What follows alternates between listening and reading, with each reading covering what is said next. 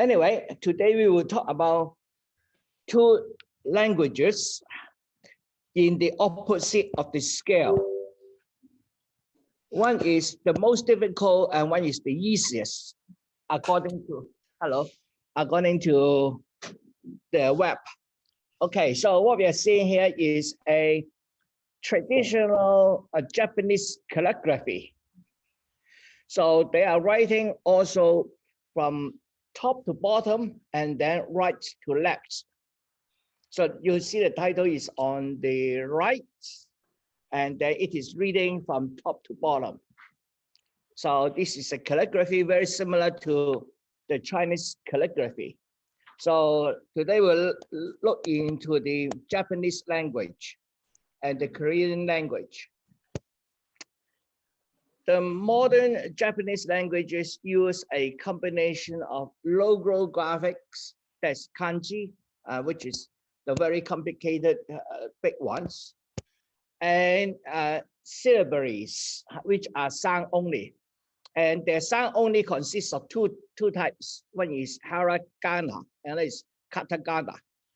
Okay, I treat them as the small letter alphabets and the capital letter alphabet.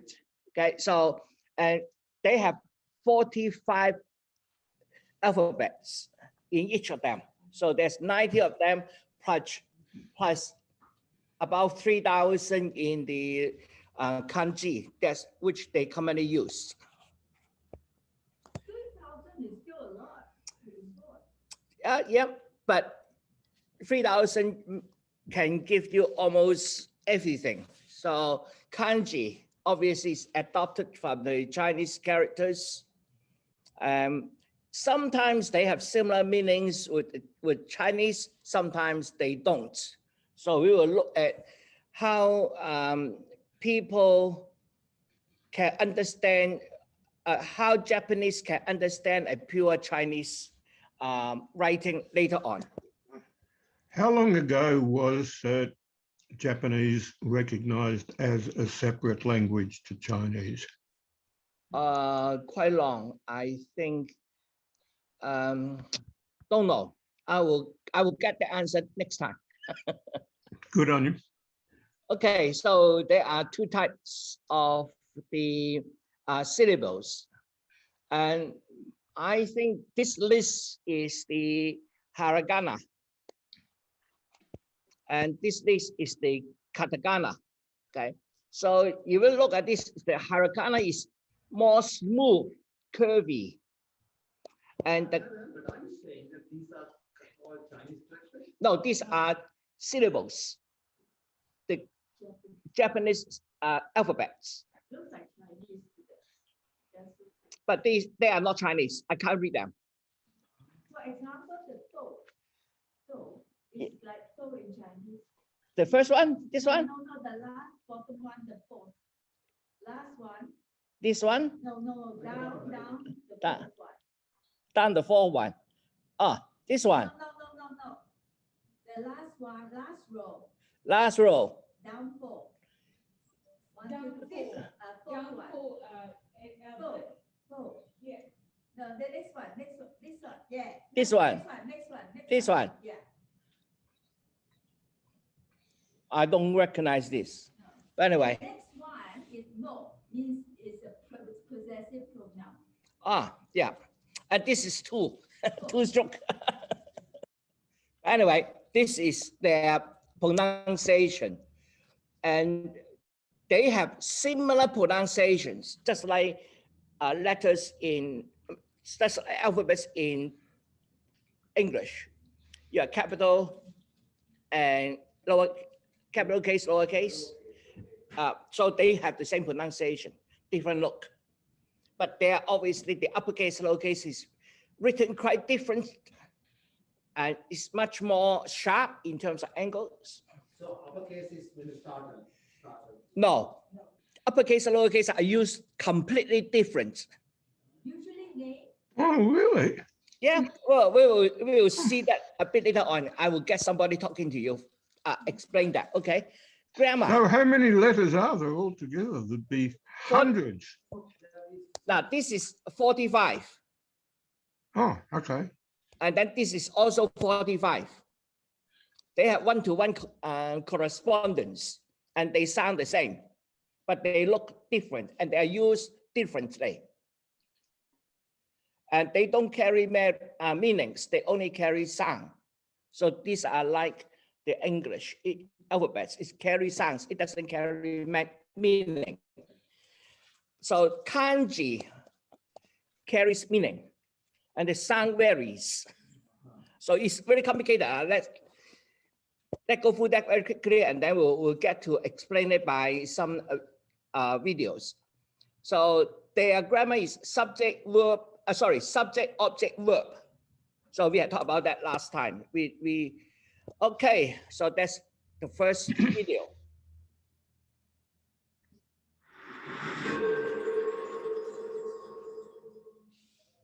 Japanese writing is infamous for its difficulty, and in fact, Japanese probably does have the most complex writing system in use today. One of the reasons for this is the fact that Japanese uses not only one, but 3 different scripts in combination with each other. And this interaction is exactly what we're going to talk about in this video. Another difficulty that's staring us in the face right now that I might as well point out is that Japanese writing does not use spaces. And to a Westerner, this might seem like the dumbest thing ever, but in fact, because the system works the way it does, it's not actually that much of a problem, as I hope you'll soon realize. All right, let's start with the different scripts. As I said, there are 3 of them: hiragana, katakana, and kanji. These scripts are mixed and used together, and with the exception of children's books, Japanese never uses only one of them. But this isn't at all as confusing as you might think it'd be, for 2 reasons. First of all, every script has a specific use, meaning that just by seeing the script, you can tell something about what it's going to say. Second of all, each script has a very distinct appearance, meaning that it's quite easy to identify the various scripts in a text using all of them. To further illustrate, let's look at a random selection of characters from each script. What's immediately clear from looking at them is that hiragana and katakana characters are simpler, while kanji characters are a lot more complex.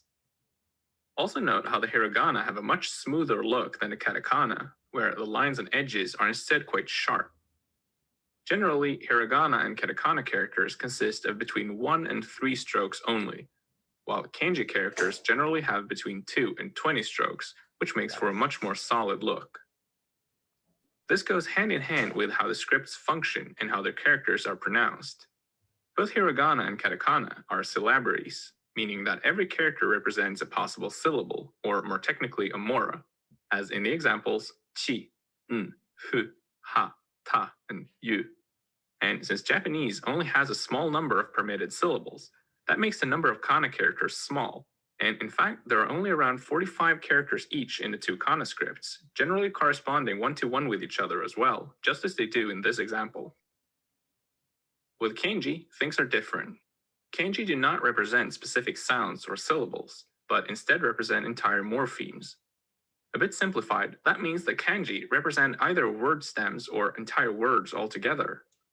This also means that their number does not have a theoretical upper limit, although in practice, only about 3,000 characters are in common use in Japan today. To illustrate, the kanji shown here are generally pronounced yama, tsuki, hon, tamago, neko, and midori, but they can also assume other pronunciations in different contexts. So, when are the different scripts actually used? Kanji are typically used for more content-heavy words, such as nouns, verbs, adjectives, and adverbs.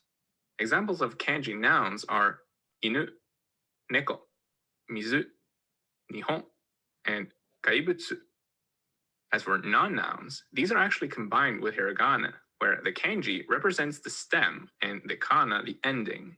For example, we have the verbs miru and kaeru, and the adjectives akai and kowai. In these cases, the verb ending ru and the adjective ending I are written with hiragana, while the main part of the word is represented by the kanji. Hiragana are used for particles, postpositions, adverbs, auxiliary verbs, and other various function words, such as wa, sore, kara, and shikashi. They can also be used as replacements for kanji when context or style calls for it, and several words can in fact be written either with kanji or with hiragana. Finally, as I explained a moment ago, hiragana are also used for verbal, adjectival, and adverbial endings, usually in combination with kanji. Finally, katakana are used for foreign words and modern loan words, such as aisu, kohi, spoon, and Yoroppa. They're also used for technical and scientific terms, as well as for many animals and plants, even if most of the latter technically do have kanji. For example, ichigo and same.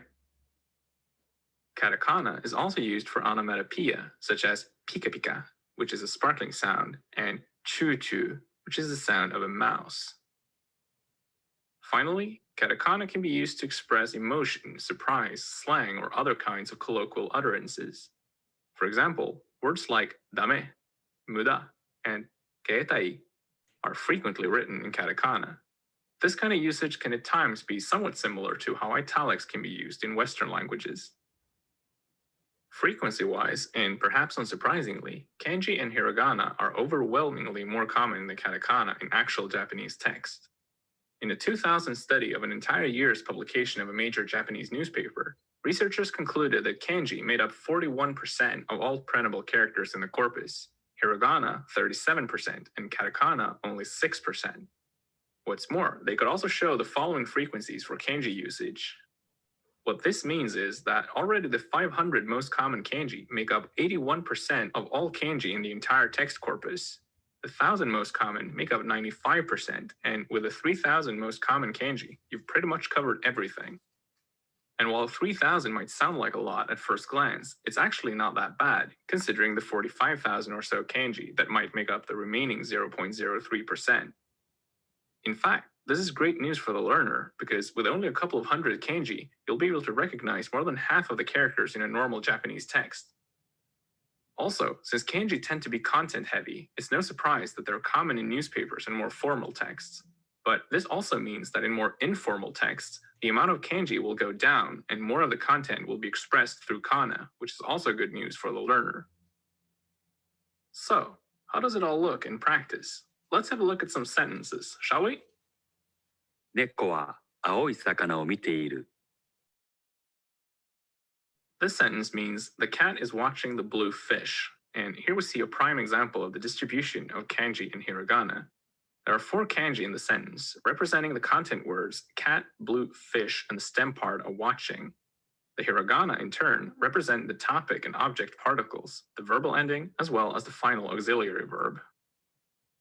To illustrate this further, let's see what it would look like if English had used such a system. Here we have the sentence, the cat is watching the blue fish, where we use Latin letters instead of hiragana. Note how the kanji represent the main content here. If we ignore them, we wouldn't get much information at all. The something is somethinging the something something doesn't really help us. On the other hand, if we turn it around and say, cat watch blue fish, we do get our message across, ungrammatical as it may be.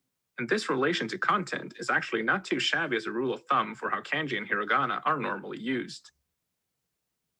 Let's look at another example, where we can also include some katakana.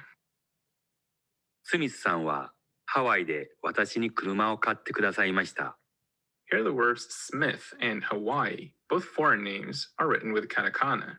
As for the rest, the words meaning me, car, and buy are written with kanji, while the particles, verbal endings, and the auxiliary verb kudasaru are written with hiragana.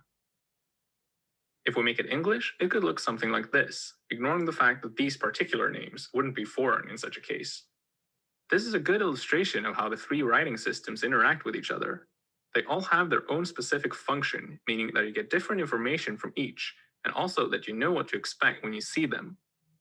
In this example, we know that the capital letters are going to show us a specific name. We know that the kanji are the main content words, and we know that the lowercase letters will give us the grammatical context. It's actually pretty neat when you think about it. This setup, combined with a visual mix, is also one main reason that Japanese does quite well without spaces. Let's see what we get if we remove them. And to be fair, let's remove the colors too. As you can see, it's not really that much of a difference, and definitely something you could get used to. A proficient Japanese reader has no less trouble quickly identifying and distinguishing kanji in the two sets of kana than an English speaker has separating lower and uppercase letters. For our next example, let's start in the other end. Here's the sentence, "If you think we're having pizza tonight, you're wrong," written with a Latin transliteration. 今夜ピザを食べると思ったら勘違いだよ。 Now we'll change it into the correct Japanese writing, one step at a time. First of all, we can identify three particles, the objective o, the complementizer to, and the assertive yo. These are all always written with hiragana.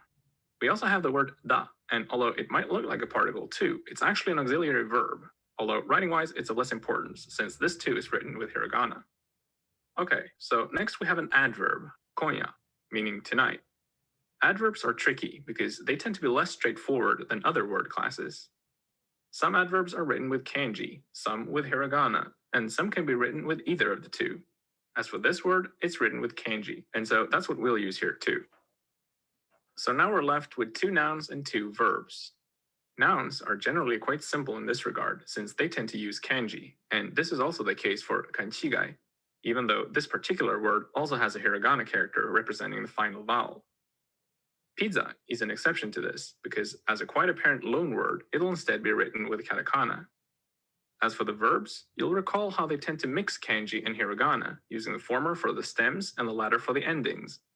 Following this, we'll use kanji for the stems, or in the case of taberu, the first part of the stem, and then hiragana for the endings. And so we end up with the entire sentence written correctly in Japanese. Japanese writing is indeed complicated, but it is quite systematic, and getting the hang of how it works is actually not that hard at all. As for learning all of the various kanji, however, that's a different matter entirely, but unfortunately out of the scope of this video. As for me, I hope that you've gained new insights and that you've enjoyed the presentation. Remember to keep following this channel for more videos about Japanese and other languages. Arigato. Okay, so amazing, isn't it? The Japanese, but they can use mix up. Okay, so kanji is pronounced differently in different contexts. They carry meanings. Major concepts is in kanji. And then for pronunciation and for all those variations like go and gone, etc., they will use hiragana. And then for translated words from outside, katakana. So This is the only language. Japanese is the only language using three different. I think so. Japanese is maybe the only language that use three mixed scripts. Two comments. First of all, you thought Hebrew was complicated. This is just amazing. It's I'd really have to study it properly just to get the basic of how it works. Yeah. The other question, Yes. the examples that were shown there all went from left to right, not right to left. Yes, because they again, like I'm writing in Chinese a lot of time. I'm also writing from left to right because the environment is like that. But typically, I can write up and down, and then from right to left. But I can sometimes also write from right to left, depending on situation and the kind of paper I have on hand. Is this copied from European languages or what? I don't think so. They invented their own language. Yeah, So it is, but no, the fact that it goes from left to right. it depends on the notebook I'm using. So if I'm using a Western notebook, I will write from left to right. If I'm using a Chinese notebook, I will write from right to left because the bind is at a different. The binding, yeah. So it depends on the bind, and therefore I write in both ways, and I also write vertically when I'm writing Chinese as well, because that is easier to write actually. So if you were left-handed like me, it would be the opposite on your binding. I'm this-handed, right-handed. Yeah. Now Japanese, the original inhabitants of Japan were a different group, isn't it? Yeah, it's a totally different group from China. They are not related. No, what I mean is that when the Japanese came there, there was another, there's another group there. There was another group. I forget the name. Is it Nino? Anu, is it Anu? There was another group there with more hairy. Aborigine of Japan. Okay, I don't know. Yeah, they're more Yeah. hairy and so on. So I'm just wondering whether they had this language that different. I think the Japanese are very much all culturalized, mixed together. I don't think it is easy to distinguish any original so-called aborigines in. But I'm wondering whether with them in the three. Yeah, I wonder whether that will have influenced their language. Yes, yeah, I agree. So, but anyway, the Japanese language itself is okay. There is now this one is a bit longer explanation. Okay, we are running out of time, so I will skip this one and go to the next one. Quiz time. Are the following words Chinese or Japanese? First. Yes, it's Japanese. Next. It's Chinese. Next. Actually, this is both Chinese and Japanese. Ah, Finally, actually, this is neither. This is Thai. What, you thought all Asian languages are the same? Racist. Hello, everyone. Welcome to the Lang Focus channel, and my name is Paul. Today's topic is the question, how similar are Chinese and Japanese? A lot of people look at a map of Asia and see how close Japan and China are, or they might look at a sample of Chinese and Japanese writing and think that something looks similar, and they might conclude that the two languages are similar. But are they really similar? Well, the short answer is no, they are completely different languages, but Japanese has been highly influenced by Chinese in its vocabulary and in its writing system. Chinese and Japanese do not share any common origin, and they don't belong to the same language family. The Chinese languages belong to the Sino-Tibetan language family, and Japanese, as far as we know, belongs to the Japonic language family. Phonology. First off, the phonology of the languages is very different, with the most basic difference being that Chinese is a tonal language while Japanese is not. A tonal language is one in which there are tones or pitches that help determine the meaning of the words you use. If you use the wrong tone, then the meaning of the word changes. Here's an example. The word for teacher, 老师, and the word for naive, 老师, and the word for old-fashioned, 老师. So I'm sure that Chinese teachers get called naive and old-fashioned all the time by mistake, or maybe not by mistake. In Japanese, there are basically no tones like this that determine the meaning of words. In Japanese, there is something called pitch accent, which means that the syllables of a word have either a higher pitch or a lower pitch, but they're not like the tones in Chinese because they typically don't determine the meaning of the word. They're more like stress in English. Structure. The structure and grammar of the two languages is completely different. At the most basic level, Chinese is an SVO language, while Japanese is an SOV language. Here's an example in Chinese. 他说中文。 This means he speaks Chinese. And you can see SVO, subject, verb, object. And here's that sentence translated into Japanese. 彼は中国語を話します. Here we can see SOV, subject, object, verb. And you can see there are some extra little words in Japanese that don't exist in the Chinese sentence. For example, Japanese has the topic marker wa, which doesn't exist in Chinese. And Japanese also has the object marker o, which doesn't exist in Chinese. Chinese is an analytic language, which basically means that you create a sentence by placing independent elements side by side. Analytic languages like Chinese do not use inflection. Inflection means modifying words to indicate some kind of grammatical meaning, like plural, gender, tense, or case. You don't change any part of a word in order to change its meaning. Instead, you can add to the meaning of that word by adding an extra word next to it. Japanese, on the other hand, is an agglutinative language that uses inflection. Agglutinative languages use a lot of affixes. Rather than just placing independent words side by side, you attach additional pieces to words to add or modify meaning. This kind of inflection in Japanese means that Japanese words are often longer than Chinese words, and that it may take a few words in Chinese to translate one Japanese word. In these Chinese sentences, we can see that there's no inflection. 我去学校。 This sentence means I go to school. 我去学校。 This sentence means I went to school. So no part of the verb is changed to indicate the past tense. We can show the past tense by just adding a time expression. Now these similar sentences in Japanese show inflection. This sentence means I go to school. 私は学校へ行く. I went to school. 私は学校へ行った. And the polite form of I go to school. 私は学校へ行きます. I want to go to school. 私は学校へ行きたい. In this Japanese example, we use inflection, changing the word iku to the iki form, and then we use agglutination to attach a form that shows intention, tai. In Chinese, though, there's no inflection or agglutination. You just add an extra word like this. That's just a brief sample of how different the grammar is in Japanese and Chinese. Basically, they're completely different languages when it comes to their grammatical structure. Vocabulary and Chinese characters. The one area in which there is some similarity between Chinese and Japanese is in vocabulary and in the use of Chinese characters. During a period of great Chinese influence between the 5th and 9th centuries CE, there was a huge amount of borrowing from early Middle Chinese into Japanese. Japanese originally had no written form, so Chinese began to be used as the literary language and as the language of science and of religion. Chinese vocabulary began to be borrowed into Japanese, and the Chinese writing system was gradually adapted to fit the Japanese language. So not only were vocabulary borrowed, but the Chinese characters that represent them were also adopted. 60% of the vocabulary words used in Japanese are of Chinese origin, but that includes all of the words in the dictionary, and that includes a lot of very specialized academic and formal vocabulary that's mainly used in writing. In spoken Japanese, the number of Chinese loanwords used is much lower, at about 18%.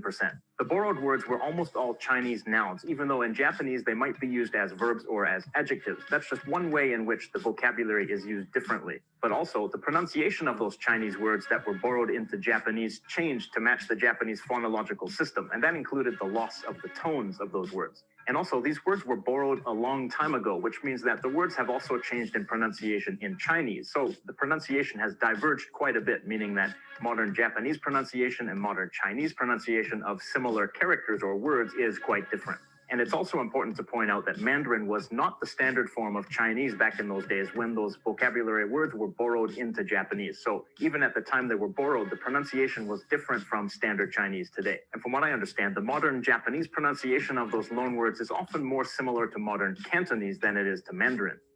These examples show how the same words are pronounced very differently in Japanese and in Mandarin.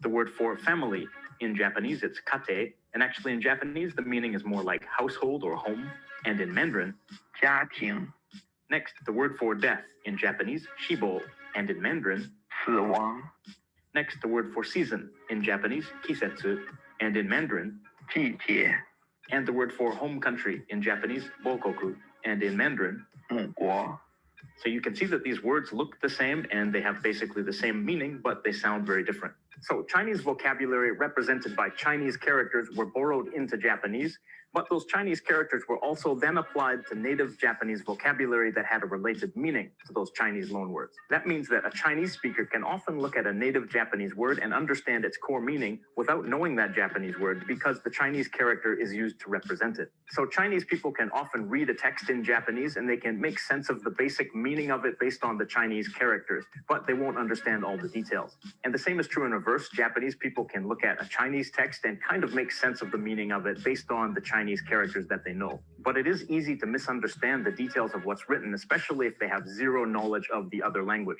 Here are some Japanese example sentences that have the same Chinese characters, but the meaning is very different because of the inflection that's used. Neko wa sakana o taberu. That means the cat eats fish. Neko wa sakana o tabenai. That means the cat doesn't eat fish. Neko wa sakana o tabeta. That means the cat ate fish in the past tense. Neko wa sakana o taberu tsumori. The cat plans to eat fish. Neko wa sakana ni taberabeta. That means the cat was eaten by a fish. So a Chinese speaker reading these sentences would get the core meaning of the Chinese characters, but they would miss some meaning in the inflection. For example, the negative or the past tense or intention or the passive form. Especially the last example could be highly misunderstood. So imagine you're an English speaker reading something with English loanwords. It might look something like this: cat blah, fish blah, food blah blah. Of course, even after just a little bit of study in Japanese, a Chinese speaker could probably learn enough to understand basic Japanese sentences like that. For me, as someone who studied Japanese to a relatively advanced level, the same is true in reverse. When I was in Taiwan last year, on the subway, for example, I could read a lot of the advertisements and I would get most of the meaning. I wouldn't understand all of the Chinese characters, but I would get usually 3 out of 4 of them.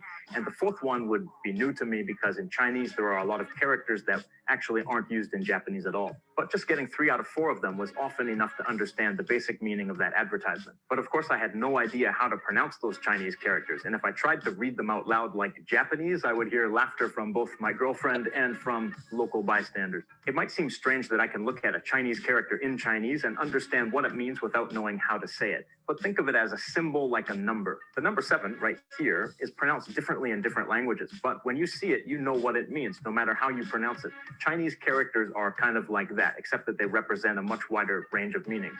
The Chinese characters used in any particular sentence can be very different from those used in the other language for a sentence of similar meaning. And in Japanese, there are a lot of compound words that were created from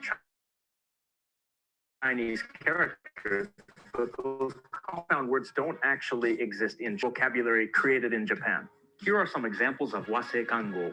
Some were created to represent things unique to Japan, like ninja, geisha, and others were created during the Meiji period to represent Western concepts like democracy, minshu. So even though you might recognize a lot of characters when you look at some text in the other language, they might be used in a very different way, so the meaning will be unclear. A Chinese speaker might be confused by Wasei Kango when they try to read some Japanese, and Japanese people might be confused when they read Chinese because there are a lot of Chinese characters that were never borrowed into Japanese in the first place, or they're not used in modern Japanese. But in either case, even basic knowledge of the other language would help in reading comprehension quite a bit. Japanese returned loanwords in Chinese. So as we've discussed already, lots of Chinese vocabulary was borrowed into Japanese, but some Japanese vocabulary has also been borrowed into Chinese. A moment ago, I mentioned Wasei Kango, Japanese vocabulary created from Chinese roots, vocabulary that didn't exist in Chinese. But some of those Wasei Kango have actually been borrowed from Japanese into Chinese. Some sources say that such vocabulary accounts for around 30% of modern Chinese vocabulary. Of course, the way those returned loanwords are pronounced is based on the modern Chinese pronunciation of the Chinese characters. Here are some examples. The word for history in Japanese, rekishi, in Mandarin, 历史 the word for industry in Japanese, kogyo, in Mandarin, 工业 the word for electron or electronic in Japanese, denshi, in Mandarin, 电子 the word for injection in Japanese, chusha, in Mandarin, 注射 the word for philosophy in Japanese, tetsugaku, in Mandarin, 哲学 the word for system in Japanese, keito, and in Mandarin. 系统 And most Chinese people these days are probably not even aware that those words. To point out that in mainland China, simplified Chinese characters are now used, as opposed to the traditional Chinese characters used in Taiwan and in Hong Kong. That means that someone from mainland China may have some more trouble recognizing Japanese kanji than someone from Taiwan, for example. So in short, Chinese and Japanese are very different languages, especially the spoken languages, even though there was a lot of vocabulary borrowed from Chinese into Japanese, and a little bit from Japanese into Chinese. Only in writing are those two languages somewhat intelligible because of the Chinese characters that are used. So the question of the day for Japanese speakers, what's your experience when you look at a Chinese text? Are you able to understand the basic meaning based on the Chinese characters? And similarly, for Chinese speakers, what happens when you look at a Japanese text? Can you understand the basic meaning? Or do you get confused because of the different way that the Chinese characters are used? Thanks again to all my patrons. Okay, so the two languages is a borrowed relationship rather than a generation derivative relationship.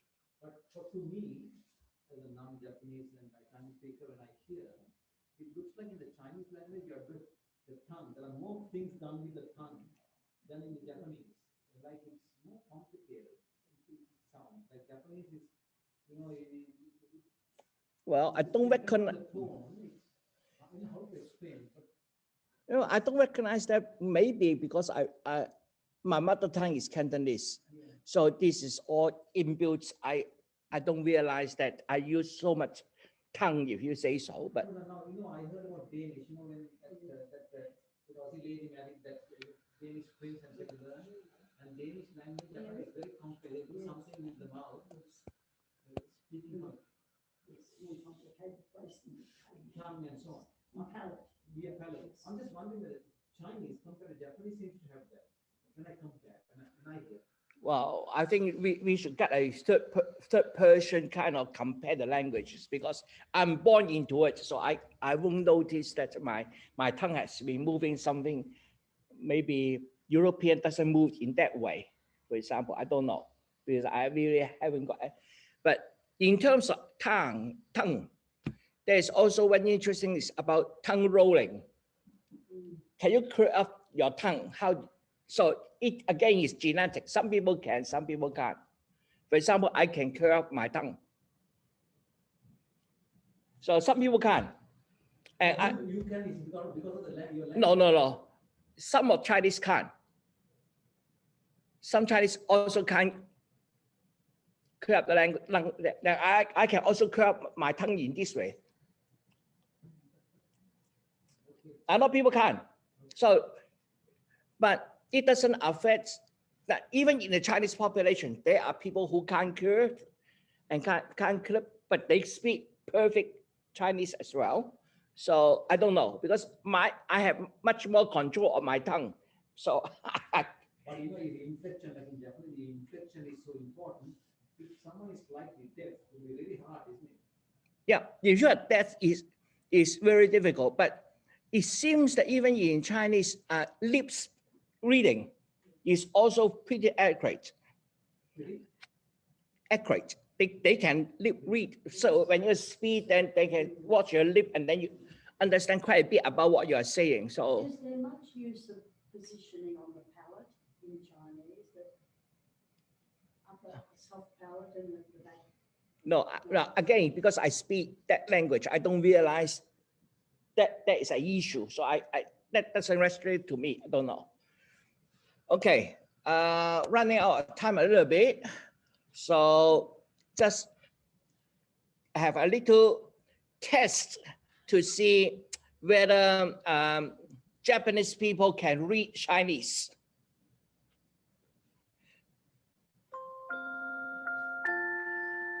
Hey guys, it's Yuta. So when I go to many different countries, many people ask me if I understand Chinese because they think that Japanese and Chinese are kind of the same, which isn't the case. Japanese and Chinese are completely different languages. But since we use many Chinese words and letters, we can sometimes guess when we see Chinese texts. So I asked Japanese people to guess what written Chinese sentences mean. And I also brought a Cantonese speaker with me. Check this out. じゃあこれ食べ物なんですけど、どういう食べ物だと思いますか？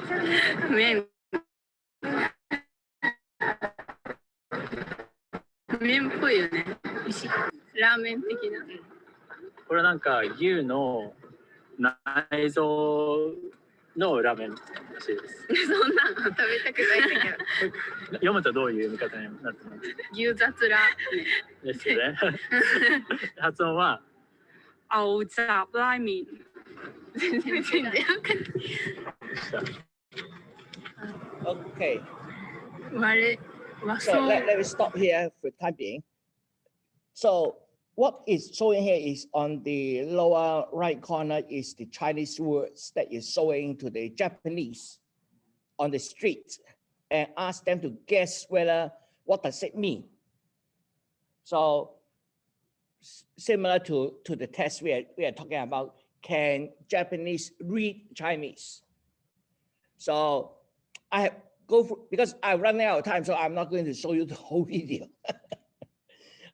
If you want to watch it, the link is there, and then I will send it out so people can carry on. And what I find is that, again, similar to we Chinese read Japanese, we get most of the meaning, but not accurate. Because they, so when I, for example, when there's something happen in the news, I can go to a Japanese site, look at the newspaper and get a rough idea of what they are saying without exactly knowing what they are saying. There are minor things I don't know. So I think Chinese and Japanese kind of understand each other a little bit, but not perfect. Okay, let me move on to the other language.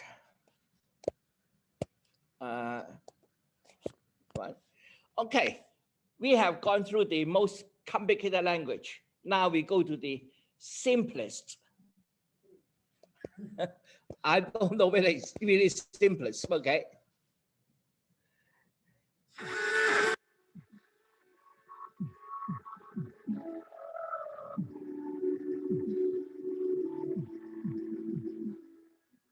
Hangul is the name of the main writing system used in Korea today, and I already knew a little bit about it when I started working on this video. In fact, I could already use it a little bit. I knew the basics of how to sound out words, but it wasn't until I started doing research for this video that I realized just how insanely awesome and unique the Korean writing system is. Now, one of the main reasons that Korean is the way it is because it was made up by one guy.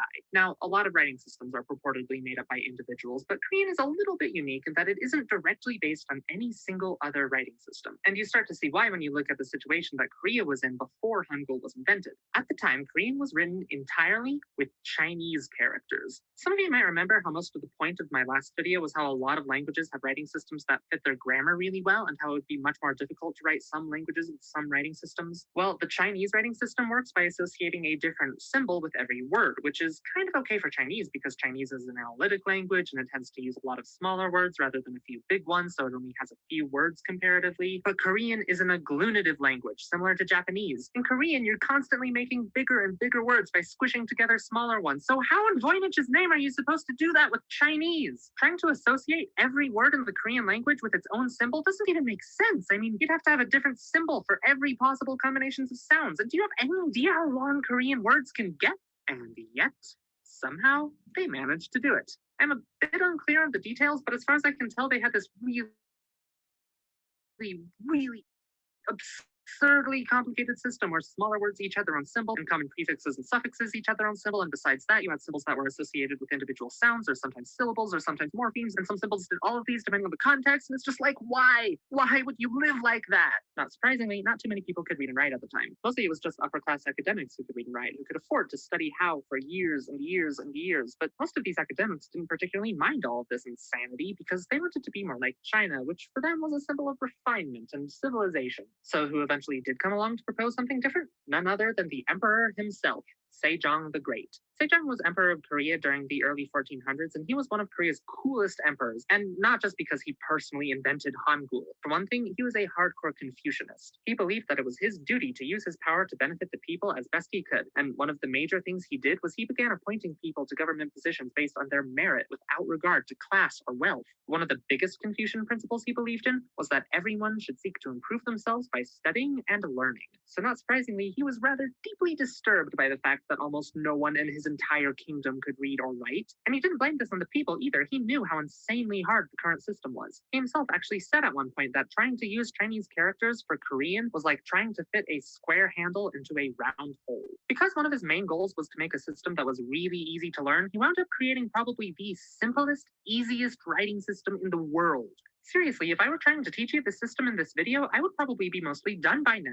I'll post a link to a short comic in the description that claims to be able to teach it to you in 15 minutes, but I actually think that's a bit high. Seriously, just read the comic through and you'll be able to read and write in Hangul by the end of it. Part of the reason it's so easy is because each symbol is practically a diagram of how to pronounce it. The sound that makes a T sound was designed to look like the tongue touching the front of the mouth, which is how you make that sound. Similarly, the sound that makes a K sound is supposed to be the shape of the tongue when it makes that sound, and so on. And then to make them all slightly more breathy, you just add a little notch to them to indicate the extra air, basically. Now, the consonant letters might have actually been based off of a Mongolian writing system, but they might not have admitted it because of how at the time there was this anti-Mongolian attitude, but there isn't really a consensus on that one. The vowels, though, were definitely made up completely from scratch, and although they're not exactly diagrams of the shape of the mouth, they're actually my favorite part of all of this. You see, Korean has a system of what's called vowel harmony, which means that the vowels in Korean words tend to change around a lot. All Korean vowels are put into two categories, deep vowels and shallow vowels, and if the root of a word has shallow vowels, then all of the vowels and the prefixes and suffixes of that word have to be changed to their corresponding shallow vowel, and vice versa if the root has deep vowels. This way, every Korean word is always composed entirely of either deep vowels or shallow vowels. The main exception was the vowel that was pronounced E, which was neutral and could coexist with deep vowels or shallow vowels. This system of vowel harmony fits right in with the Confucius idea of yin and yang, the idea that the universe is composed of dichotomies between two opposite and yet mutually dependent forces. Yang is associated with females, darkness, death, intuition, cold, and passivity, while yin is associated with maleness, light, life, logic, warmth, and activity. So Sejong the Great associated deep vowels with yang and shallow vowels with yin. Now, Confucians tend to believe in what they call the three realms: heaven a yang concept, earth a yin concept, and humans, which mediate between the two. So one of the deep vowels was given a dot representing the sun. One of the shallow vowels was given a flat horizontal line representing the earth. And the E sound, which was neutral, was given this thing, which I think is supposed to represent a person? I don't know. Anyway, what about the other 4 vowels? Well, the symbols for the other 4 vowels are straight lines with another line coming out of the middle in some direction, either left, right, up, or down. The directions of left and down are associated with yin, while the directions of up and right are associated with yang. So the remaining vowels are given these symbols based on whether they were a yin vowel or a yang vowel, and whether the middle line that sticks out goes in a yin direction or a yang direction. In addition to this, all of the vowels with horizontal lines as their bases are what are called rounded vowels, vowels where you have to purse your lips in order to pronounce them, like the oo and o sounds. Anyway, that's enough for vowels. The last and possibly most well-known thing about Korean is the fact that when you write the sounds, you have to organize them into blocks based on syllables. You start with the initial consonant or placeholder symbol if the syllable doesn't start with the consonant, and then you add the syllable's vowel either to the right if the vowel symbol is based on a vertical line, or beneath it if it's based on a horizontal line. Then, if there's a consonant on the end of the syllable, you put it beneath everything else, and then you write the syllable blocks left to right. And that's it. That's the Korean writing system. Because it was so easy to tell how things were pronounced based on how the symbols looked, this system spread all across Korea like wildfire after Sejong invented it. Sejong said of these symbols that a wise man can acquaint himself with them before the morning is over. A stupid man can learn them in the space of 10 days. And he was right. In fact, it was so effective at educating the population that latter kings tried to abolish it because they thought that it was making people too smart. It was revived later, but by then the Korean language had changed a lot while Hangul had stayed the same, so today it's not quite the masterpiece of simplicity it used to be. However, it still remains one of the most interesting, unique writing systems in the world. Now, I know I've been giving Hangul a lot of credit because of how simple and intuitive it is, but I want to make clear that that doesn't make it better exactly. In fact, language is often really cool and interesting for the exact opposite reasons. Case in point, the Thai writing system, which I will discuss in my next video. And then, after that, I promise I'll give writing systems a rest and I'll start talking about something else for a while.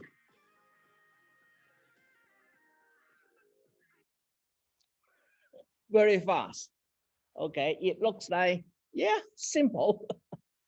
But because I don't know Korean, so I can't comment on it. And yes, please come in, come in. We are almost finished, so come in. So in terms of the Korean language, they say they are easy to learn, but I don't know, I haven't tried. Language is not my forte. So, but anyway, I hope we spend quite a bit of time on human language. And I'm still thinking one more human language is the very obscure African languages. So, thank you for, yeah. There's a question that has intrigued me for some time. It's now 70 years approximately since North Korea and South Korea split. Are differences in languages starting to appear between the North and the South? I don't know. That is another good question we should investigate. Whether the North Korean and the South Korean language have split. I don't think so. Yeah. And this one, please take 3 pages. Take the top 3 pages, and then the next one will have the same one. Thank you. You're welcome. Okay, so